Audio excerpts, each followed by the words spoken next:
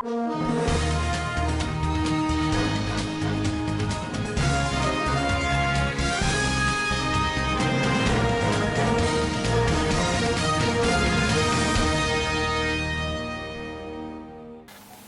Muhammadu Buhari tells protesting youth that their voices have been heard. INEC postpones all by-elections over NSAS crisis. Federal government directs tertiary hospitals to treat casualties of protests free of charge. On business, federal government bans foreign firms from 5 billion naira contracts. And on the international scene, NSAS protest has reached Malta, New York. Hello and welcome to Svtv News. I am Musa Joy Onyoza. President Muhammadu Buhari has warned those who have hijacked the peaceful protest by the NSAS protesters in a nationwide broadcast. He said he acknowledges the concern of the public by the use of excessive force by SARS. Their right to protest is enshrined in the Constitution, but also capture the right of others not protesting. I acknowledge the genuine concerns and agitations of members of the public regarding the excessive use of force by some members of SARS. The choice to demonstrate peacefully is a fundamental right of citizens as enshrined in Section 40 of our Constitution and other enactments. But this right to protest also imposes on the demonstrators the responsibility to respect the rights of other citizens and the necessity to operate within the law. As a democratic government, we listened to and carefully evaluated the 5-point demands of the protesters. And having accepted them, we immediately scrapped SARS and put measures in place to address the other demands of our youth. I would like to thank those state governors, traditional and religious leaders who have appealed for calm and restraint. I also thank youth leaders who have restrained their followers from taking the law into their hands. This government respects and will continue to respect all the democratic rights and civil liberties of the people, but it will not allow anybody or groups to disrupt the peace of our nation. President Muhammadu Buhari met with former leaders and security chiefs.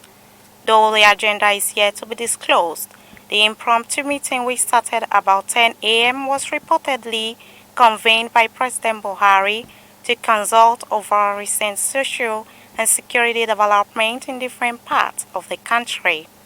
All the former heads of state and president participating in the meeting were linked virtually, while the security heads were in the executive council chambers of the State House with the president.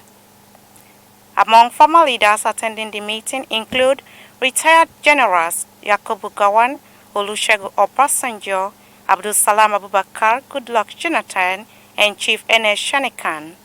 Those present at the council chambers with the president include Vice President Yemi Osibanjo, Secretary to the Government of the Federation Boss Mustafa, and Chief of Staff to the President Professor Ibrahim Gambari, and National Security Advisor Major General Babagana Mungono, retired. Others include the Chief of Defense Staff General Gabriel Olanisakin, Inspector General of Police Mohammed Adamu, Director General Department of State Services Yusuf Bichi, and Director General National Intelligence Agency Ahmed Rufai. The meeting was held behind closed doors, while the agenda might be related to the mood of the nation and how to find a solution to unrest across the nation. Zamfara State House of Assembly has commenced investigation into the 37 billion naira promissory notes belonging to the state government collected by the former administration. In a statement issued to newsmen, the Director General, Press Affairs and Public Relations, Mala Mustafa Jafar said in continuation of the investigation, the House had met with the State Commissioner of Finance, Alhaji Rabiu Garba and his justice counterpart Barrister Nura Ibrahim Zarumi. For more on the story, Rahama Ibrahim reports. In his testimony before the committee, Finance Commissioner told the panel how he and his ministry discovered the monumental fraud by the past administration through the dubious sale of the promissory notes without due regards to the laid-down procedure. He said his attention was drawn to the fact that the Federal Ministry of Work and Housing was supposed to refund the sum of 37 billion naira to the state government for the execution of federal roads projects by the Yari administration. The commissioner explained that when his ministry wrote to the Federal Ministry of Works about the refund, it was discovered that the money in question had since been paid to the past regime in two tranches of 14 billion and 22 billion naira, respectively between January to April of last year, 2019. The commissioner said the ministry had also written to the Debt Management Office of the federal government, which later gave the detailed information on how the shady deal was conducted. The graphic records showed that out of the 37 billion naira promissory notes paid to the previous administration and the state, 14 billion naira was the share of the 14 local government councils, which was paid in January last year and was collected by Chinwe Juliet, a staff of Nigerian Governors Forum Secretariat, Abuja. Rahma Ibrahim Dosara reporting for Standard Voice Television News. The Nigerian Army has again denied that they were not behind the shooting of unarmed NSAS protesters at the Lekki toll gate on Tuesday night, describing the videos showing military men carrying out the act as photoshopped. The Coordinator Defense Media Operations, Major General John Eneche, disclosed this in a video. It could be recalled that on Tuesday, October 28th, people were caught in Nigerian Army uniform in viral videos shooting at NSAS protesters at Lekki toll gate, Lagos State. But in his reaction on the incident, Major General John Eneche dismissed the videos, claiming they are fake and photoshopped. The army had denied the presence of its men at the Lekki toll gate on Tuesday. The Independent National Electoral Commission (INEC) has announced the postponement of by-elections in 6 senatorial districts and 9 state constituencies owing to the NSAS crisis harboring the nation. The election for the 6 senatorial districts and 9 state constituencies were scheduled to hold on October 31st. For more on the story, Hawa Muhammad report. National Commission and Chairman, Information and Voter Education Committee, Mr. Festus Okoye, in a statement said, the Commission took the decision following an emergency meeting with 37 resident electoral commissioners, RECs, to review current security situation in parts of the country. INEC met on 22nd October 2020 with the 37 resident electoral commissions, RECs, to review preparations for the 15 by-elections in 11 states of the Federation, scheduled to hold on October 31st, 2020. On Wednesday, October 21st, 2020, the Commission notified the nation that having taken cognizance of the current security situations in parts of the country, a meeting with the 37 RECs will be held to evaluate the situations in the states and constituencies where by-elections have been scheduled. Accordingly, the Commission has decided to postpone the by-elections in the 6 senatorial districts and 9 state constituencies. The decision is in compliance with Section 26, page 2 of the Electoral Act 2010 as amended, which gives the Commission the power to postpone an election if there is reason to believe that a serious breach of the peace is likely to occur if the election is proceeded with on that date, or that it is impossible to conduct the elections as a result of natural disasters or other emergencies. Hawa Muhammad, reporting for SVTV News. Governors of the 19 northern states in Nigeria met on Thursday over the violence and tension resulting from the ongoing NSAS protests and other security situations in the country. The nationwide protest against brutality by the disbanded Special Anti-Robbery Squad (SARS) began 2 weeks ago across the country. However, the protest has been hijacked by criminals who had unleashed mayhem in Lagos, Abuja, and other parts of the country. For more on the story, over now to Samira Ibrahim. Youth from the north had also taken to the street to protest the insecurity in the region under the banner of End Security Now. The protest was to draw the attention of government to the activities of Boko Haram insurgents, bandits and other criminal elements in the region. We don't like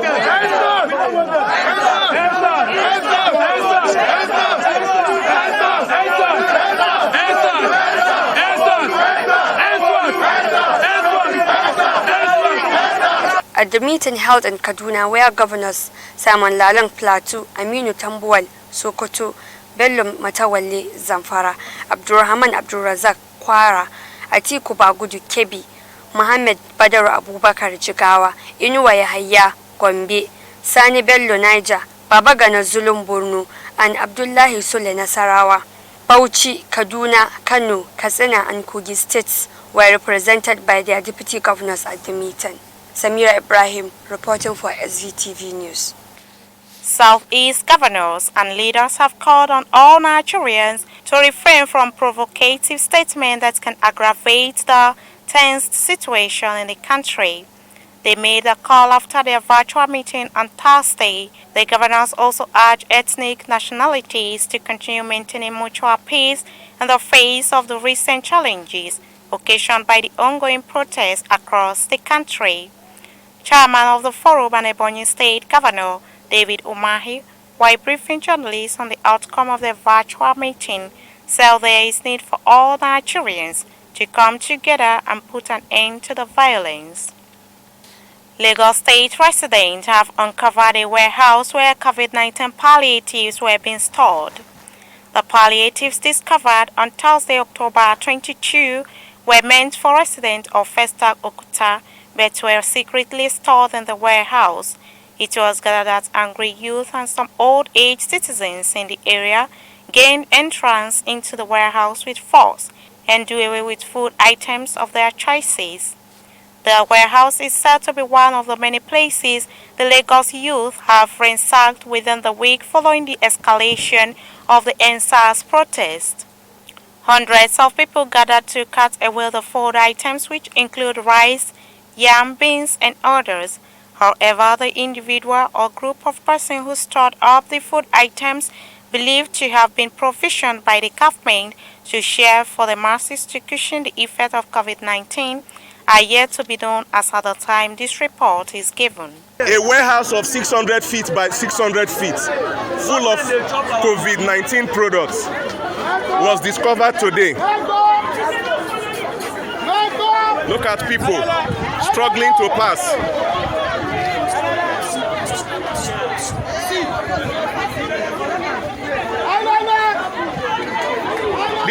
This incident has been going on since 7 a.m. As I speak with you, sources say the warehouse has not gone off. Palliative that were supposed to be given to people during the COVID-19 period was hidden away in a warehouse, and Nigerians were dying of hunger and starvation. Look at this man struggling to survive. Look at him. Something that is supposed to be brought to his home. Look at it. You mean? Can you imagine? Nigeria has more than enough. The Navy has collected their own. The armies have put their truck, collected their own. Immigration, custom, last man, and the warehouse has not gone half.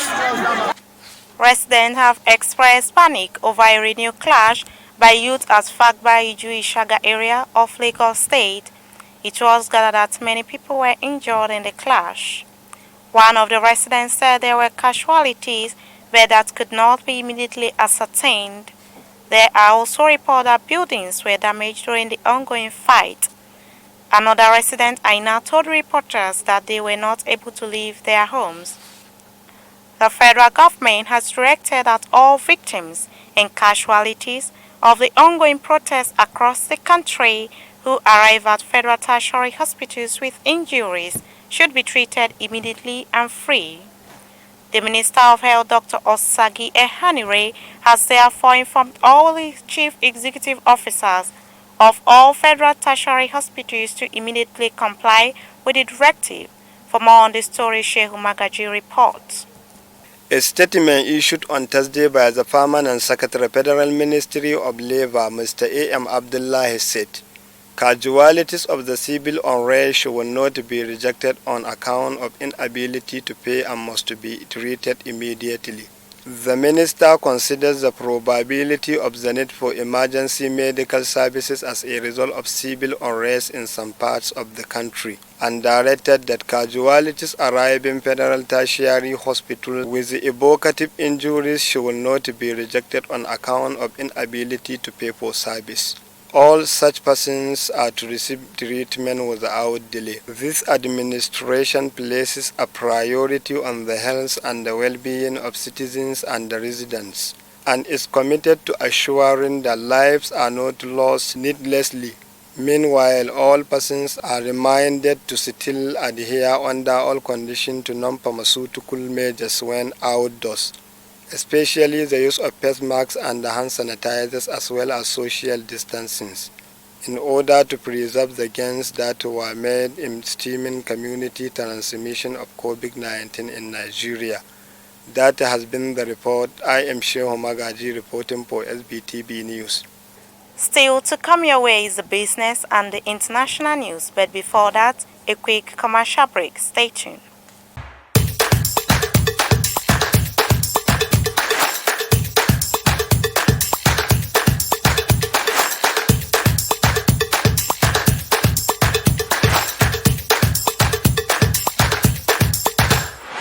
Welcome back. Let me quickly take you to our business desk for the business update.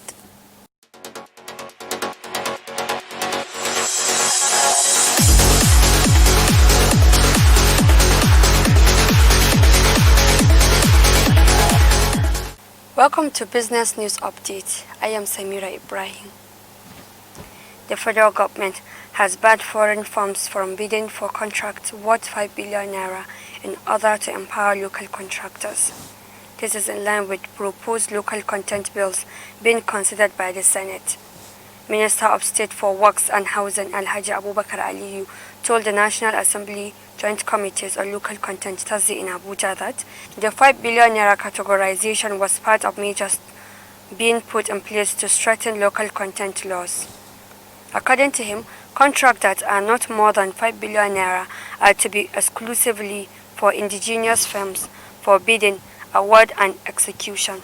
But when asked by the chairman of the committee, Senator Taslim Folarin, whether the new policy will affect construction firms like Julius Berger, the minister said proper categorization will be made to determine that. According to him, Julius Berger is more or less an indigenous foreign firm, going by high involvement of Nigerians in its operations and management over the years, which makes its categorization a bit difficult. He added that other measures like registration of experience and proof of valid residence permits are also part of the recommendations in the Local Content Development Bill. And that's all we have on the business desk. I'm Samira Ibrahim. Back to the newsroom. And on the international scene, the agitation against the excesses of the Nigerian police keeps in undoubting as NSAS protesters have gathered and marched across Manhattan, New York City on Wednesday, October 21st. Scores of Nigerians in New York City came out to join the campaign against police brutality as they poured out their grievances with the call of the same phrase their compatriot back home has called for years, which is NSAS.